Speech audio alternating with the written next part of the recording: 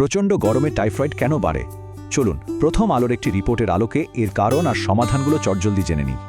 আবহাওয়া বদলাচ্ছে, সাথে জলাবদ্ধতা, আর ঠিক এই সুযোগেই পানিবাহিত রোগগুলো কিন্তু হু করে বেড়ে যাচ্ছে। এর পেছনে আসল কালপ্রিটকে জানেন? স্যালমোনেলা টাইফি নামের এক ভীষণ ক্ষতিকর ব্যাকটেরিয়া। দূষিত পানি, দুধ বা রাস্তার অস্বাস্থ্যকর খাবার, এগুলোর মাধ্যমে ব্যাকটেরিয়াটি খুব নীরবে আমাদের শরীরে ঢুকে পড়ে। মজার ব্যাপার হলো প্যারাটাইফয়েড নামে আরেকটা রোগ আছে, যেটা প্রায় একই রকম, তবে ব্যাকটেরিয়াটা একটু আলাদা। দুটো রোগেরই প্রধান অ্যালার্মিং সাইন কিন্তু একই: অনেক দিন ধরে টানা উচ্চ জ্বর আর সাথে প্রচণ্ড মাথা ব্যথা। এছাড়াও পেট ব্যথা, বমি বমি ভাব কিংবা শরীর একদম ম্যাচ করার মতো চরম ক্লান্তিও দেখা দিতে পারে। এসব লক্ষণ অবহেলা করা কিন্তু একদমই ঠিক নয়। সময়মতো চিকিৎসা না হলে মারাত্মক শারীরিক জটিলতা হতে পারে।